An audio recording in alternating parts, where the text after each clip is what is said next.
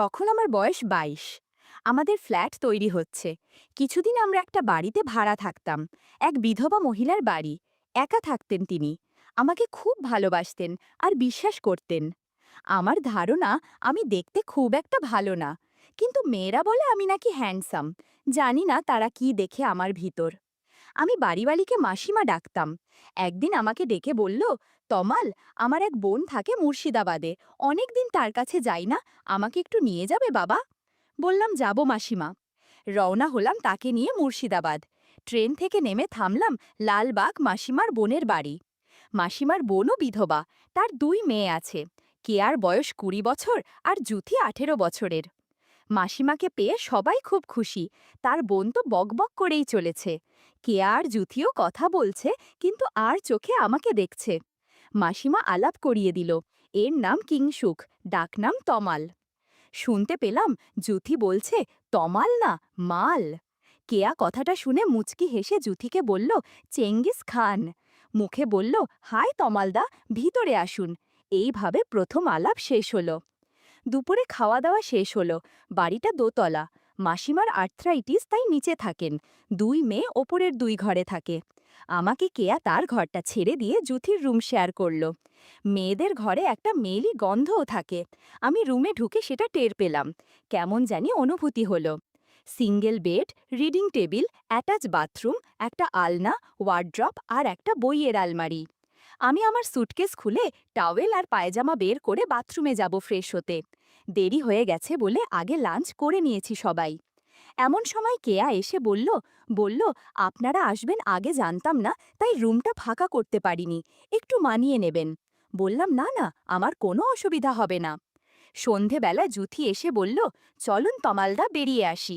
হাঁটতে হাঁটতে হাজারদুয়ারির দিকে গেলাম ২ বোনের সঙ্গে। কেয়া বাঁ পাশে আর জুথি আমার ডান দিকে হাঁটছে। একটু পরে একটা ফাঁকা জায়গা এলো। জায়গাটা অন্ধকার, আবছা আলো রয়েছে। অন্ধকারের সুযোগে জুথি আমার ডান হাতটা ধরল। আমার অস্বস্তি বোধ হওয়ায় ও টের পেলেও তবুও হাত ছাড়ল না। কেয়া বলল, তমালদার গার্লফ্রেন্ড কটা? বললাম, নেই। শুনে ২ বোনই হেসে উঠল। বলল, বিশ্বাস করি না। এই রকম কথা বলতে বলতে হেঁটে চলেছি। কিছুক্ষণ ঘুরে বাড়ি ফিরলাম। নিচে বসে সবাই চা খাচ্ছি। কেয়া বলল, আমি ফ্রেশ হয়ে আসি, বলে চলে গেল। আমরা গল্প করতে থাকলাম। কেয়া ফিরল প্রায় ১ ঘন্টা পর। হেসে বললাম, বাথরুমে ঘুমিয়ে পড়েছিলে নাকি? ও কিছু বলল না, শুধু হাসছে। কিন্তু ওর চোখ মুখ কেমন জানি লাল হয়ে আছে। খুব ফ্রেশও লাগছে না। আরও কিছুক্ষণ গল্প করার পর আমি উঠলাম রুমে গিয়ে ফ্রেশ হব বলে। রুমে ঢুকে একটা মেয়েলি গন্ধও পেলাম। বুঝলাম ফ্রেশ হতে কেয়া এই ঘরেই এসেছিল। বাথরুমে ঢুকে বুঝলাম কথাটা সত্যি। সালবার কামাইজ আর পাশে ছোট পোশাক ঝুলছে। খুব অবাক হলাম, এগুলো তো ধুয়ে রাখার কথা। আর না হলে ও এখানে রাখবে কেন? নিজেকে সামলাতে পারলাম না, কাপড়গুলোতে পর্যবেক্ষণ করতে লাগলাম। দারুণ একটা সুগন্ধ আছে। হঠাৎ কে যেন দরজায় নক করল। এবার কি আপনিও ঘুমিয়ে পড়লেন নাকি? জুথির গলা। বলল, দিদি ওর কাপড় ফেলে গেছে, আমাকে নিতে পাঠিয়েছে। বললাম, আসছি, দাঁড়াও। তাড়াহুড়ো করে ফ্রেশ হয়ে বাইরে এলাম। দেখি জুথি দাঁড়িয়ে আছে। বেরোতে বলল, কি করছিলেন এতক্ষণ? কাকে ভেবে আদর করছিলেন? কান গরম হয়ে গেল। বললাম, ধুর, কি যে বলো। ও কিছু না বলে কাপড়গুলো নিয়ে চলে গেল। এমন সময় কেয়ার গলা পেলাম। বলল, জুথি, তমালদাকে নিয়ে খেতে আয়, ডিনার রেডি। জুথি চমকে উঠে কাপড় ঠিক করে নিল। মুচকি হেসে বলল, ডাকাত। আমার শুকনো মুখ দেখে বলল, আছেন তো কিছুদিন, সব খাওয়াবো, এখন খেতে চলুন। আমি চোখে মুখে জল দিয়ে খেতে গেলাম নিচে। মাসিমার বোন বলল, কোনো অসুবিধা হচ্ছে না তো বাবা? তোমার মেসমশাই মারা যাওয়ার পর ২ মেয়েকে নিয়ে থাকি, যত্ন আত্তি করতে পারি না। ডাল ভাত পেট ভরে খেও বাবা। মুখে বললাম, না না মাসিমা, কি বলছেন এসব? আপনি এসব নিয়ে ভাববেন মা। খাওয়ার পর হাত ধুচ্ছি। জুথি এলো হাত ধুতে। ফিসফিস করে বলল, ছাদে যান, আমি আসছি। আমি হাত ধুয়ে রুমে এসে সিগার নিয়ে ছাদে এসে ধরলাম। মিনিট ১৫ পর জুথি এলো। জুথি বলল, শুনুন, এখন হবে না, রাত এসো, দরজা খোলা রাখবেন, আমি আসব। আমি বললাম, আচ্ছা, আর জুথি মুচকি হেসে চলে গেল। এরপর আমিও কিছুক্ষণ পর ছাদ থেকে নেমে রুমে গেলাম। এতক্ষণে রুমটা ভালো করে দেখার সুযোগ পেলাম। ঘুরে ঘুরে সব দেখলাম। হঠাৎ দেখি বইয়ের আলমারি তার একটা পাল্লা একটু খোলা। প্রথম যখন দেখেছিলাম তখন বন্ধ ছিল মনে আছে, কেউ এটা পরে খুলেছে। অনেক ম্যাগাজিন আছে, আর এক পাশে ছোট ছোট পঞ্জিকা সাইজের অনেক বই। একটা বই নিয়ে খুললাম, নিজের চোখকে বিশ্বাস করতে পারছি না, সবগুলো গল্পের বই। ওরা এগুলো পড়ে ভাবতেই অবাক হয়ে গেলাম। ভাগ্যকে আর একবার ধন্যবাদ দিলাম, ট্যুরটা জমবে ভালোই। বন্ধুরা, তোমরা নিশ্চয়ই বুঝতে পেরেছ কেমন বই। আমি ওপরের একটা গল্পের বই নিয়ে পড়তে শুরু করলাম। গল্প পড়তে পড়তে কিছু কাজও সেরে নিলাম। তারপর জুথির জন্য অপেক্ষা করতে লাগলাম। দরজা হালকা খোলা ছিল, আর লাইট অফ করে চুপ অপেক্ষা করছিলাম। কখন ঘুমিয়ে গেছি মনে নেই। হঠাৎ কিছু একটা হাওয়াতে ঘুম ভেঙে গেল। চোখ খুলে দেখি জুথি এসে কিছু করতে চাইছে। আমি একটু অস্বস্তিতে পড়ে গেলাম। বন্ধুরা, ইউটিউবের কড়া নিয়মের কারণে স্বপ্নে যা দেখেছি তা সরাসরি বলা যাচ্ছে না। তোমরা কমেন্টে দেয়া লিংক থেকে আমার ওয়েবসাইট ভিজিট করো, সেখানে একদম খোলামেলা গল্প দেয়া আছে। সারা রাত কাজ করে সকলে ঘুম ভাঙতে দেরি হলো। 9:30টায় জুথির ডাকে ঘুম ভাঙল। আয় তমালদা, উঠুন, আর কত ঘুমাবেন, দুপুর হয়ে গেল তো। উঠে বসলাম বিছানায়, দেখি জুথি চা আর বিস্কুট নিয়ে এসেছে।